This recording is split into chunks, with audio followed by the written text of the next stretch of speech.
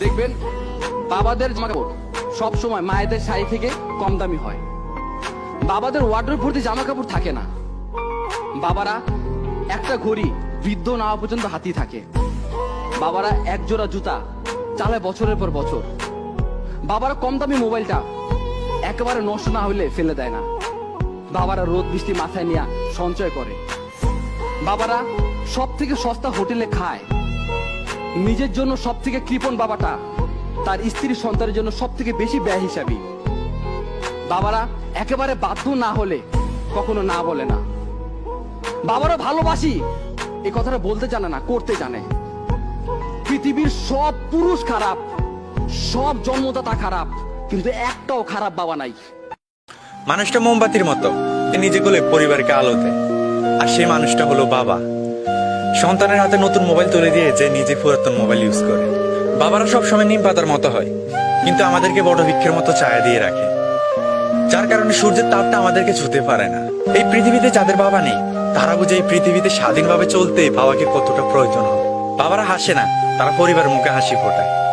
আমরা যখন আমাদের বাবার কাছ থেকে কিছু চাই, তখন সে চাওয়াটা পূরণ করার জন্য আমাদের বাবা 10 জন মানুষের সামনে মাথা নিচু করতে একটু চিন্তা করে না। মাঝে মাঝে বাবা আমাদের কিছু চাওয়া পূরণ করতে পারে না, তখন আমাদের অনেক খারাপ লাগে।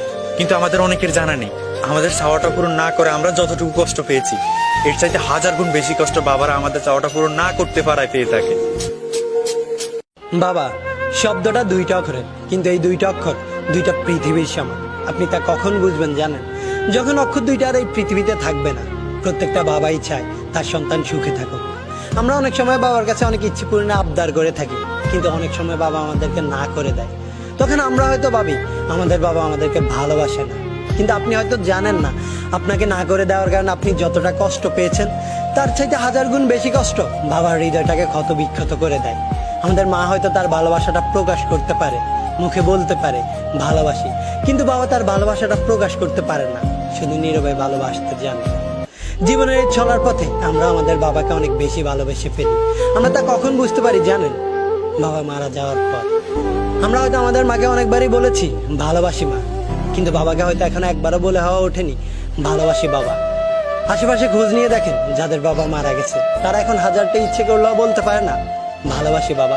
তাই মৃত্যুর পর নয়, মৃত্যুর আগেই বাবাকে ভালোবাসার কথাটি জানিয়ে দিন। বাবার সামনে গিয়ে দাঁড়ান আর বলুন হয়নি বলা একটি কথা, ভালোবাসি বাবা।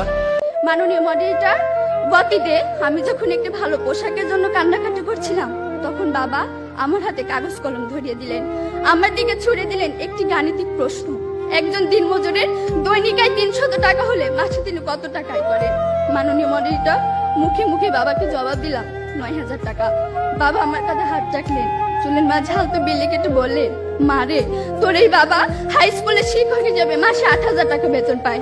আমি কোনো প্রশ্ন করতে পারিনি বাবাকে, লজ্জায় বাবার মাথাটা নিচু হয়েছিল। পৌরাত্বের দ্বার প্রান্তে দাঁড়ানো বাবার বয়সে চোখ হতে খসে পড়ে জল।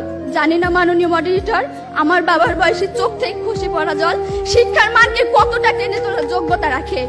মাননীয় মডারেটর, এই যদি হয় শিক্ষাগুরুর জীবন, তাহলে একটা সময় হয়তো এদেশে আর কোনো শিক্ষকই পাওয়া যাবে না। এমন বাংলাদেশ আমরা কখনোই আশা করি না।